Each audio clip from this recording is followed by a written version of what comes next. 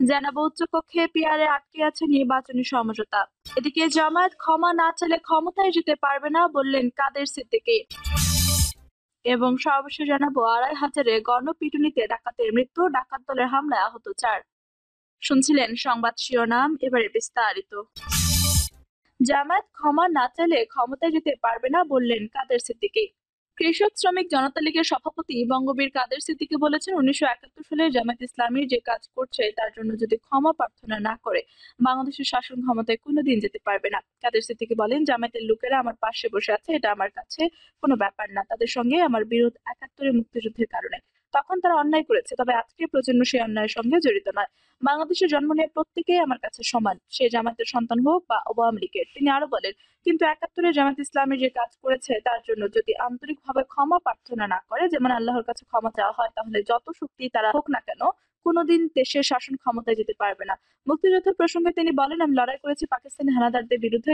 তারা যদি আমার দেশের বাড়িঘর না পোড়াতো, মা বোনদের ইজ্জত নষ্ট না করতো, তবে মুক্তিযুদ্ধে জয় পাওয়া কঠিন হতো। কারণ পাকিস্তানিদের হাতে ছিল হাজার গুণ ও শক্তিশালী অস্ত্র। কিন্তু অস্ত্রই শেষ কথা নয়, আল্লাহর ইচ্ছায় সব। মানুষের সেবায় জীবনের মূল লক্ষ্য উল্লেখ করে বঙ্গবীর কাদের সিদ্দিকী বলেন, আমি সেবক হিসেবে জন্মেছি, মানুষের সেবাই আমার কাজ। সেখানে ধর্ম, বর্ণ, দলমতের কোনো বিভাজন নেই। আল্লাহ তার রাসূলকে বিশ্বাস করে আমি পথ চলছি, সামনেও চলবো। হাসিনার পতন মেনে নিতে না পারায় ভারত চক্রান্ত করছে বললেন রিজভী। বিএনপির সিনিয়র যুগ্ম মহাসচিব অ্যাডভোকেট রুহুল কবির রিজভী বলেছেন, কোনো একটি দেশ চেয়েছে হাসিনাকে টিকিয়ে রেখে আজীবন তারা বাংলাদেশকে তাদের নিয়ন্ত্রণে রাখবে, আবার নতুন করে কারো উপনিবেশে পরিণত হবে। এই প্রচেষ্টা তারা এখনো করার চেষ্টা করছে।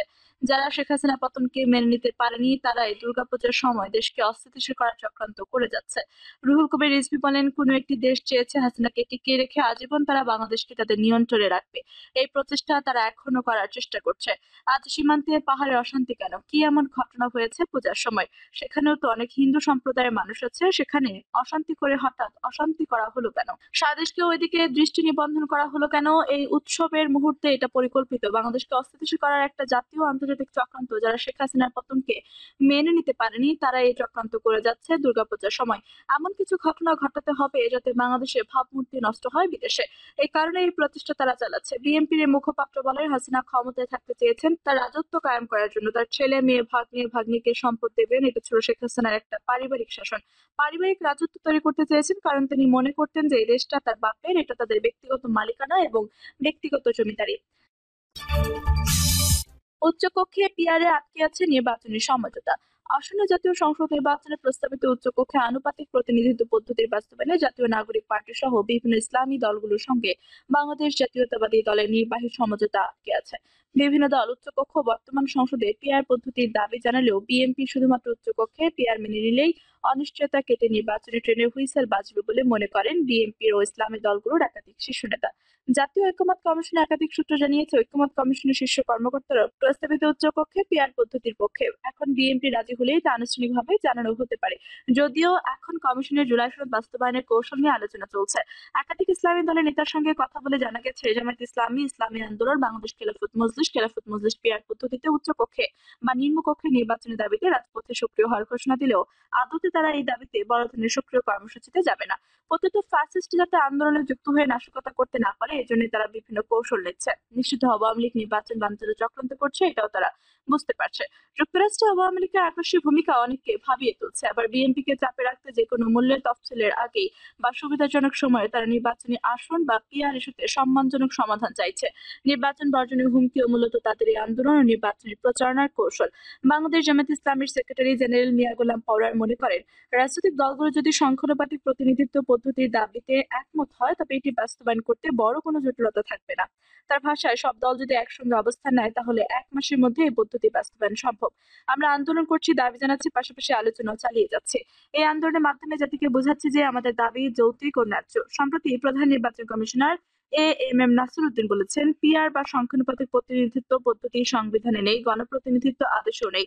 আমাদের বিদ্যমান নির্বাচনী কাঠামোর মধ্যে পিআর পদ্ধতির কোনো স্থান নেই, আমরা আইন পরিবর্তন করতে পারি না। এই প্রসঙ্গে গোলাম পরোয়ার মন্তব্য করেন, সংবিধান হোক বা আরপিও সবই সংশোধনযোগ্য। সিএসির বক্তব্য একপেশে এবং এটি কোনো একটি দলকে খুশি করার জন্য দেওয়া হয়েছে বলে আমাদের মনে হয়।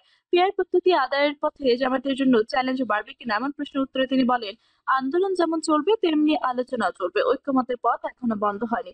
সরকার চাইলে আমাদের আলোচনা ডাকতে পারে। যদিও তিনি গত 2 সেপ্টেম্বর জাতীয় প্রেস ক্লাবে পিআর পদ্ধতিতে নির্বাচন ও জুলাই সনদের আইনি ভিত্তি শীর্ষক গোলটেবিল বৈঠকে প্রধান অতিথির বক্তব্যে বলেছিলেন, গণভোটে পিআর পদ্ধতি নির্বাচন না হলে জামায়াত ইসলামী সেটি মেনে নেবে।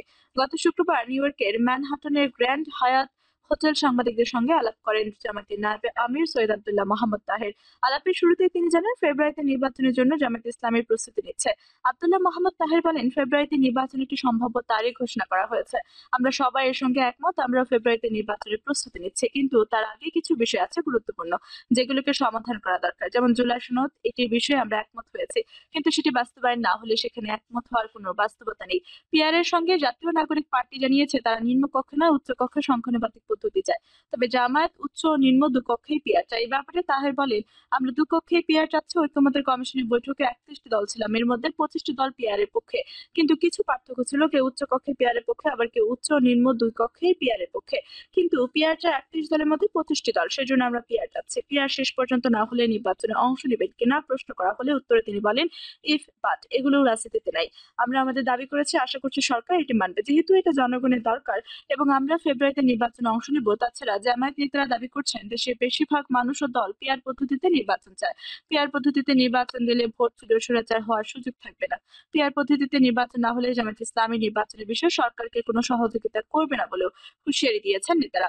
না করার শর্তে বাংলা নিউজকে বলেন, সবাই সবার স্বার্থ দেখছে। রাজনৈতিক দলগুলোর মধ্যে সন্দেহ আর অবিশ্বাস বাড়ছে। এমনকি ইসলামী দলগুলোর মধ্যেও সন্দেহ অবিশ্বাস বাড়ছে, যেগুলো খালি চোখে দেখা যাচ্ছে না। এজন্য সবাই সমঝোতার মাধ্যমে এর সামনে যাবে, এটাই প্রত্যাশা। এক্ষেত্রে বিএনপির অভিভাবকের ভূমিকা পালন করলে ভালো হতো, কিন্তু তারা আমাদের সম্পর্কে যেভাবে মন্তব্য করছেন তা দুঃখজনক। বিএনপির ভাইস চেয়ারম্যান শামসুর রহমান দ্রুত বাংলা নিউজকে বলেন, জাতীয় ঐক্যমত কমিশন থেকে তো সংসদে উচ্চ বা নিম্নকক্ষে পিআর এর বিষয়ে আনুষ্ঠানিকভাবে কিছুই জানানো হয়নি। এখন যারা এগুলো নিয়ে আন্দোলন করছে তারা আসলে নির্বাচনী কৌশল হিসেবে এগুলোর সামনে আনছে। জ্যেষ্ঠ নেতা আরো বলেন, বিএনপি বরাবরই বলছে নির্বাচিত সংসদ ঠিক করবে পরের সংসদে উচ্চকক্ষ বা নিম্নকক্ষে পিআর পদ্ধতি সংসদ সদস্য মনোনয়ন সম্ভব কিনা কিংবা নির্বাচন নেওয়া যায় কিনা। শেষ পর্যন্ত সমঝোতার জন্য উচ্চকক্ষের ব্যাপারে বিএনপি ছাড় দেওয়ার সম্ভাবনার বিষয়ে দুদু বলেন, যারা আন্দোলন করেছে পিআর নিয়ে, এগুলো তো রাজনৈতিক কর্মসূচি। আসলে তার নির্বাচন অন্যান্য বিষয় আলোচনার জন্যই এগুলো সামনে আছে। দেখা যাক কি হয়। এ বিষয়ে ইসলামী দলগুলোর ঘনিষ্ঠ বুদ্ধিজীবী হিসেবে পরিচিত রাষ্ট্রবিজ্ঞানের অধ্যাপক ডক্টর আব্দুল লতিফ মাসুম বাংলা নিউজকে বলেন, পিআর সিস্টেমটা ভালো, কিন্তু বাংলাদেশের জনগণের অভিজ্ঞতা, শিক্ষা, অন্যান্য অবস্থা বিবেচনায় সংসদে উচ্চ বা নিম্নকক্ষে একসাথে এই পদ্ধতি সময় উপযোগী কিনা তা বিবেচনার দাবি রাখে। তাই সংসদে উচ্চ কক্ষের পদ্ধতিতে সংসদ নির্বাচন হলে অন্তত জনগণ বা রাজনৈতিক দলগুলো এর ভালো মন্দ অবস্থা বুঝতে পারবে।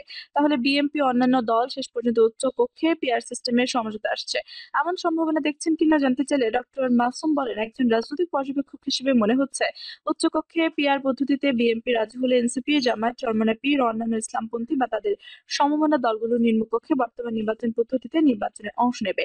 আমার মনে হয় এ ব্যাপারে সমঝোতার সম্ভাবনা রয়েছে। ২৫০০ গণপিটুনিতে ডাকাতের মৃত্যু, ডাকাত দলের হামলায় আহত ৪।